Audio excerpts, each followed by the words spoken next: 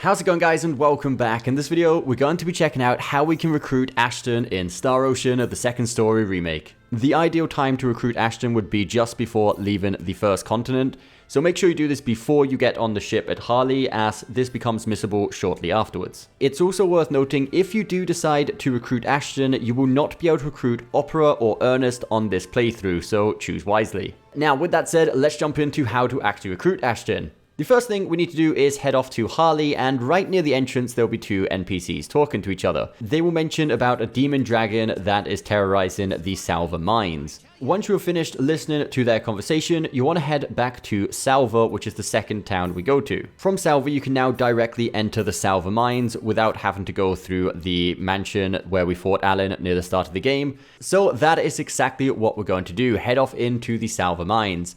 If on your first visit to the mines you explored a little bit, you might have come across a path that was blocked off and it said there was dragons ahead. So we're going to head back to that pathway. We're going to speed up the gameplay just a little bit to make sure this video isn't 20 minutes long. So just follow the pathway we're taking here in the gameplay, and eventually you'll get to another save point. And just below the save point, you'll see Ashton fighting against a two-headed dragon.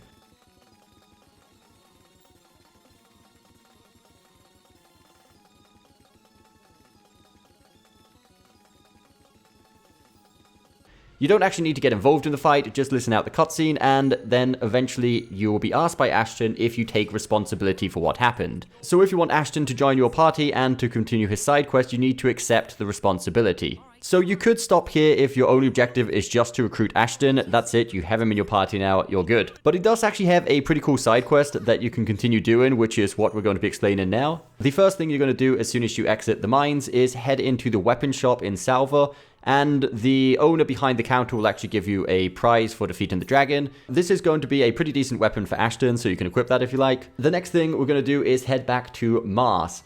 Now, if you go into PA mode, there's a quick cutscene you can have with Ashton here at the north of the village. After you've finished listening to that, which is optional, you don't need to do that if you don't wish to, you want to go into the eldest house, which is the one over here to the left. Once you're inside the house, make sure you do exit PA mode, as if you're in the private action mode, you won't be able to activate the next dialogue. Go to the bookshelves on the right hand side, and here you want to read the book to do with exorcism. So here, during this small cutscene, they'll have a conversation about what their next step should be to get rid of the dragon stuck to his back. And the first step of that is going to be heading to the Mountain Palace.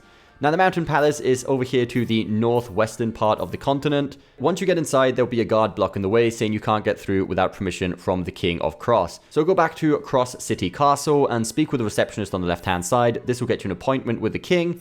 Go back up to the throne room like we did the first time, talk to the guards, and they will let us in.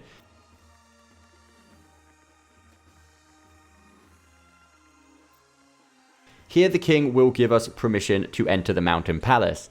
Exit the castle, go back to the Mountain Palace, and you'll now be able to enter. Now, the Mountain Palace is quite the maze, and there's a bunch of really cool items in here, so I definitely recommend exploring around as much as you like. But once you are ready to continue Ashton's quest, we want to go to this location right here, which is shown on the map. We're not going to walk all the way through the dungeon. You can pretty much see the pathway we took here on the left-hand side to get here.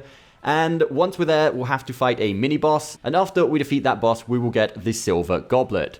Once we have the Silver Goblet, we want to go to the Lascaux Mountains. If you haven't been there before, the Lascaux Mountains are just to the west of Cross City. It's really easy to find. Once you get into the Lascaux Mountains, you want to climb to the peak where it says the summit here. We already have the fast travel unlocked, so we can go straight there. But don't worry, it's really simple. As you can see, it's pretty much just one path all the way to the top of the mountain. Once you get to the top of Lascaux Mountains, you want to interact with the bird nest. This will start yet another boss fight, and once you defeat this boss fight, you will be rewarded with the Tears of the King. Now that we have the Tears of the King, you want to go all the way back to the Salva mines in the location where you first seen Ashton fighting the dragons. Don't worry, you don't have to walk all the way through the dungeon this time. As long as you went over the save point, you should be able to fast travel to the depth of the Salva mines. Which, by the way, I would imagine doing this in the original game with no fast travel must have been quite the pain. But anyway, once you arrive here in the depths of the Salva mines, Ashton will pretty much go back and regret wanting to get rid of the dragons, so he'll decide to keep them on his back for the rest of the game, and here is where he officially joins the party, let's say. So that is it, guys. That is how you can recruit Ashton and finish his side quest in Star Ocean 2 Remake. I hope you did find this video helpful. If you did, don't forget that thumbs up button, subscribe for more content coming very soon, and we'll see you next time.